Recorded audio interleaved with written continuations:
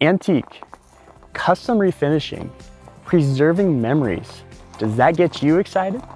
Hey, I'm Alex Skeen, and today we're at a local business that is doing amazing work at bringing new life into antique furniture. Check it out on this episode of Focus QC.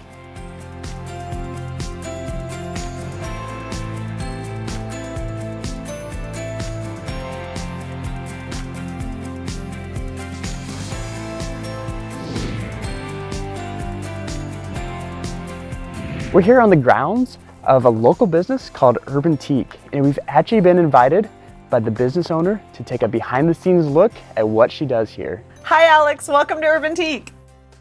You guys are going to be amazed at what's in here. Come on and let's see it together.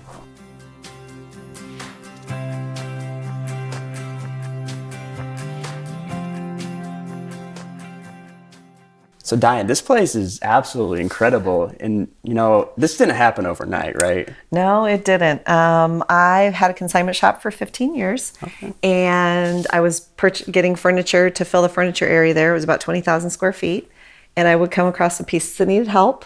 So I started fixing furniture, painting furniture.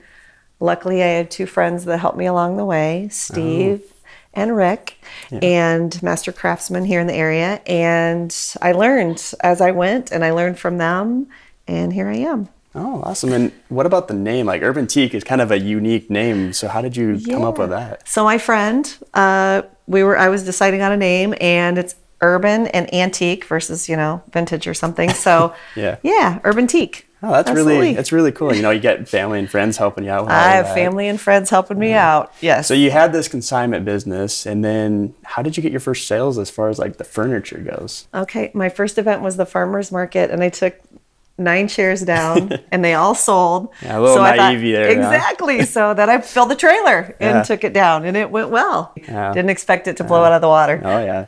Well, just like you said, like it's kind of blown up, and you're not at the farmer's market anymore. You're kind of doing your own thing. And how long have you been at this location? So I've been here for a year and a half. I do by appointments because I'm not really sure on hours yet.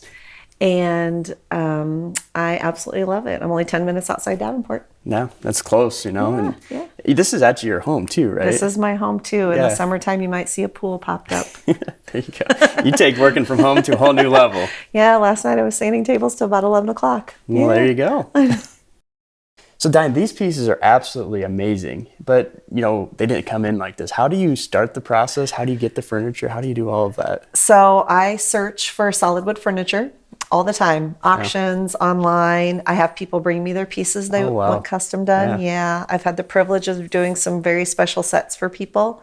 I start with figuring out if the piece needs fixed, restructured, help, glue, any pieces that need recreated, remade. So if the table's wobbly or anything, you fix that Everything gets fixed. My brother does all the fixing work, and then he hands it off to me, and then I get to finish it. Oh, awesome. Yeah. Is there any way maybe we could get a behind the scenes look at that? If you don't mind a mess. All right. Well, let's head on over there. All right.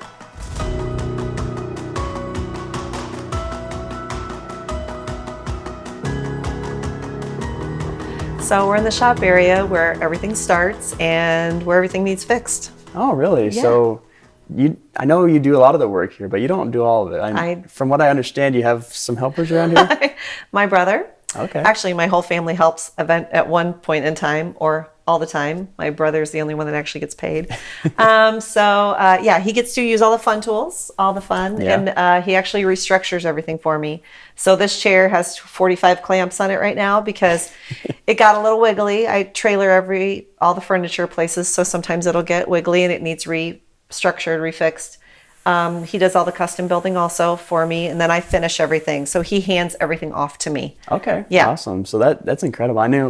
I love hearing about businesses and all of that, but to bring the family into it is just really a good thing, and I really, really like that. So. Yeah, I'm the oldest of 5, so everybody's helped me at one point.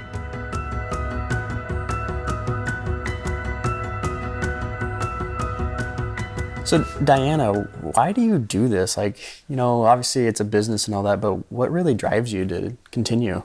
So at first it was just to create another business, but now I have met the coolest people through doing refinishing furniture. I consider them my friends now, not just my customers. Yeah. A couple of them have decorated their entire houses with my furniture. Wow, that's incredible. And she still calls me for more.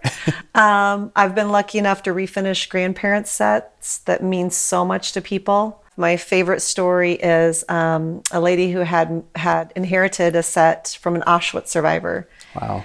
And she asked me to paint 2 chairs. Yeah. And so I painted 2 of Siggy's chairs for her. Wow, that's really incredible. And that's something we talked about beforehand, is that you just really like to preserve memories just like that one, right? I do. I feel it's a privilege. Yeah, it really is. And that's really incredible. So I thank you for doing that. Absolutely. Diana, these pieces are absolutely incredible. What you're doing is absolutely incredible. And for folks at home, you can't really fully appreciate these unless you see them in person. How do people see them, for one, and maybe acquire them if they really like what you have? Yes. Sure. So I do Facebook, Instagram. I'm actually building a website currently. Okay. Everything I post before pictures, during pictures, after pictures, whether it's a piece that I'm refinishing, so people have an opportunity to say, I'll take that one. Custom orders also, I post up pictures because I want people to see the before, during, and after so they can see how pretty a piece of furniture can be.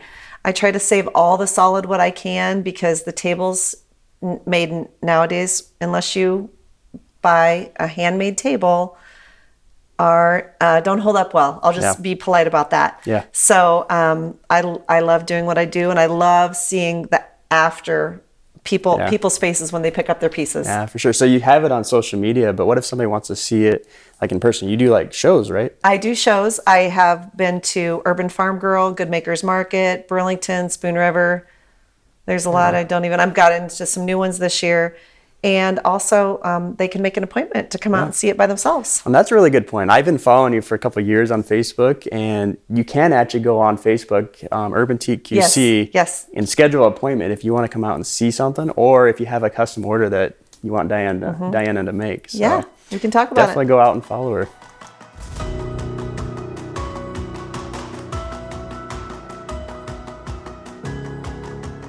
You don't only just have furniture in the works, you got a little something special going on as well, right? I do. I decided, because I travel everywhere with my trailer to events, that I would have one on my property. Oh, really? Yeah. So June 25th from 9 to 4, it's called Urbantique QC Back Road Fest. It's the Back Road Fest. Yeah. And I've got, I'm aiming for 75 to 100 vendors. Wow. I've got the music locked up. We're going to have a liquor license for the day. And I've got food trucks showing up, boutique trucks. So yeah, it's going to be a good time. That sounds like an awesome time. And it's not just to come see vendors. It's actually going to be a little bit of a party atmosphere. Music and food. Yeah. That sounds incredible. And that's going to be out on her social media. So if you really are interested in something like this, check her out on Facebook and Instagram and a website you're coming out with. Absolutely. So, go out and find her, Urbantique QC, for Instagram and Facebook, right? Yep. Awesome. So if that's something that interests you, check her out because she'll be advertising, I'm sure. So sounds like a great time. Absolutely.